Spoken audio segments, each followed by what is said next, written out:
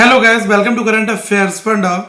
दोस्तों, language proficiency test जो आपका आईबीपीएस में होता है, इसके बारे में मैं आपको ए टू जेड कंप्लीट डिटेल दूंगा कि एलपीटी जब आप अदर स्टेट के हो, आपने किसी और स्टेट में अप्लाई कर दिया, उस केस में क्या होगा, कब नहीं होगा और एक्सटेंशन कितना मिलता है, वो सारी चीज़ें। तो मैं काफ़ी लोगों से मैंने बात की और उसके बाद में इस वीडियो को बना रहा हूँ। देखो गाइस, केस नंबर 1, बहुत सारे ऐसे एस्पिरेंट हैं जो अदर रीजन के हैं और जिन्होंने जिस स्टेट के लिए अप्लाई किया है वहाँ पर उनका सिलेक्शन तो हो गया है, लेकिन उनको वहाँ की जो रीजनल लैंग्वेज है वो नहीं आती है। तो अब एलपीटी में क्या होगा, सबसे पहली चीज़ है कि जिस दिन आपका डीबी होता है, डॉक्यूमेंट वेरिफिकेशन, तो उस दिन जो रिस्पेक्टेड बैंक का जो भी आरओ ऑफिस होगा या फिर जो उनका एचओ हेड ऑफिस होगा जहाँ से आपको बुलावा आएगा, तो वो आपको डीबी वाले दिन बुलाएंगे और डीबी के साथ में सेम डे वो आपका एलपीटी करेंगे। एलपीटी में क्या है कि देखो, जैसे अगर आपने गुजरात से फॉर्म भरा था, आप गुजरात के ही रहने वाले हैं और आपको गुजराती आती है, तो आपको कोई दिक्कत नहीं है, वहाँ पर क्लियर है आपका, ठीक है। लेकिन आप यूपी के रहने वाले हैं, आपने गुजरात से फॉर्म भर दिया है और गुजरात में जब आप पेपर देने जाओगे तो वहाँ पर 3 पैरामीटर होते हैं। पहला आपका होता है रीडिंग, राइटिंग और स्पीकिंग, ठीक है। वो क्या करेंगे, कोई भी एक छोटा सा स्क्रिप्ट दे देंगे कि आप एक काम करो, काउंटिंग लिख दो, ठीक है, 1 to 10 तक गुजराती में वर्ड्स में लिख दो। आप अगर लिख लोगे वेल एंड गुड है। कह देंगे आप अपना इंट्रो बताओ, ठीक है, थोड़ी सी मुझसे बात करो, ठीक है, न्यूज़पेपर पढ़कर दिखाओ, ये सब चीज़ें आपसे देंगे। अगर वो गैस सेटिस्फाइड हो जाते हैं, अगर आपने 70% 80% भी चीज़ें वहाँ पर कर ली, ठीक है, आपने परफॉर्म कर दिया, उनको लगा हाँ कॉन्फिडेंट है, तो वो आपको पास कर देंगे। अगर उन्हें नहीं लगा कि हाँ इसमें अभी ज़रूरत है, तो वो क्या कहेंगे, आपको एक्सटेंशन देंगे। 6 महीने बाद दोबारा से आपका एलपीटी होगा, ठीक है। और वो जानते हैं कि यार 6 महीने का टाइम इतना अच्छा है कि बंदा सीख लेगा, ठीक है, काम भर का तो ये ब्रांच में काम करते हुए भी सीख लेगा, ठीक है। तो वो यही चाहते हैं और करते भी वो यही है। दूसरी चीज़ क्या है कि कुछ ऐसे कैंडिडेट होंगे जो ऑलरेडी कहते हैं कि यार मुझे ना बोलना आता है लेकिन मुझे लिखना बिल्कुल नहीं आता है, तो उनके साथ भी यही चीज़ है। देखो, बैंक हमेशा जानता है कि ये जो कैंडिडेट मेरे पास में आ रहा है, अगर इसको काम भर का आ रहा है, ठीक है, जिससे हमारा काम चल जाएगा, तो वो उसको पास करके आगे कर देगा, उसका एक्सटेंशन की ज़रूरत नहीं है। लेकिन उसको बैंक को लग रहा है कि हाँ एक्सटेंशन की ज़रूरत है, तो वो 6 महीने का पहले आपको एक्सटेंशन देंगे।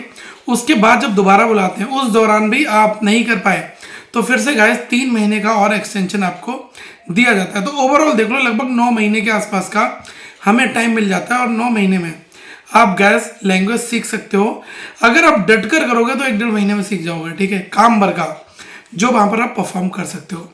कई बार क्या हुआ है कि उन्होंने आपको कोई फॉर्म वगैरह दिया और वो रीजनल उनकी खुद की लैंग्वेज में ही है, तो उन्होंने कहा इस फॉर्म को अगर आपने भर लिया, सब कुछ ठीक है, तो वो ऑब्वियसली आपका वैसे ही पास समझा जाता है, फिर आगे एलपीटी का कोई रोल नहीं रहता है। क्योंकि मैंने ये चीज़ देखी थी, कुछ ऐसे कैंडिडेट थे जिनको फॉर्म दे दिया गया था, काफ़ी बड़े बड़े फॉर्म थे कि इन फॉर्म्स को भर दो, ठीक है, जो ब्रांच में बैंक में यूज़ होते हैं, तो अगर आपने वो फॉर्म भर दिए तो उससे भी आपका काम चल जाएगा। तो अल्टीमेटली एलपीटी बहुत ही कंफर्टेबल है। एलपीटी में बाहर होने के चांसेस ना के बराबर है। आप किसी दूसरे स्टेट से हो, किसी दूसरे स्टेट में आपने अप्लाई कर रखा है, तो उस जगह की लैंग्वेज को आप इस 6-9 महीने के पीरियड में सीख सकते हो। तो अब तो इसकी चिंता करने की कोई ज़रूरत नहीं है, ठीक है। एलपीटी और एक आपका पता है कि मेडिकल भी होता है, तो मेडिकल बड़ा ईजी है। मेडिकल में 3-4 चीज़ें होती हैं।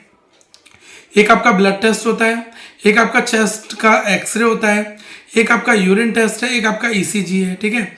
आपका वेट वगैरह वहाँ पर मेजर करते हैं, हाइट वगैरह देखते हैं, बस यही सारी चीज़ें हैं, ओके। और जो डीबी में क्या क्या डॉक्यूमेंट कैसे कैसे लगाने हैं वो मैं आपको अगले पार्ट में बता दूंगा। टिल देन आप और भी क्वेश्चन यहाँ पर पूछ सकते हैं। डीबी जब आपका एलपीटी होगा डीबी के टाइम पर, तो बहुत ही कंफर्टेबल है, उसमें टेंशन लेने की जरूरत नहीं है।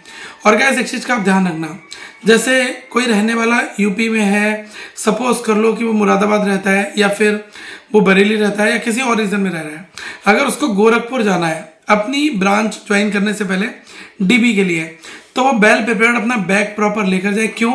क्योंकि जिस दिन आपका डीबी होगा अगले दिन आपको ब्रांच में रिपोर्टिंग करने जाना पड़ेगा। ये हुआ है, मेरे बहुत सारे स्टूडेंट्स हैं जो बरेली मुरादाबाद आसपास के थे और उन्होंने आकर बैंक ऑफ महाराष्ट्र और जगह पर यहाँ ज्वाइन किया, नोएडा वगैरह में, और जो उनको जेडो में बुलाया गया, तो अगले दिन उनको ब्रांच में रिपोर्ट करना था। जब आप ब्रांच ज्वाइन करोगे तो उस दिन आप लेटर लिख कर दोगे कि मुझे थोड़ा सा टाइम चाहिए और रूम वगैरह सर्च करना और चीज़ें करनी है, तो आपको 2-3 दिनों का दे देंगे कि आप शिफ्टिंग कर लो अपनी, ठीक है। तो इतने टाइम मिल जाता है। लेकिन हाँ, डीबी के अगले दिन मोस्ट प्रोबेबली आपकी ज्वाइनिंग जो है वो ब्रांच में गैस करा देते हैं, ठीक है।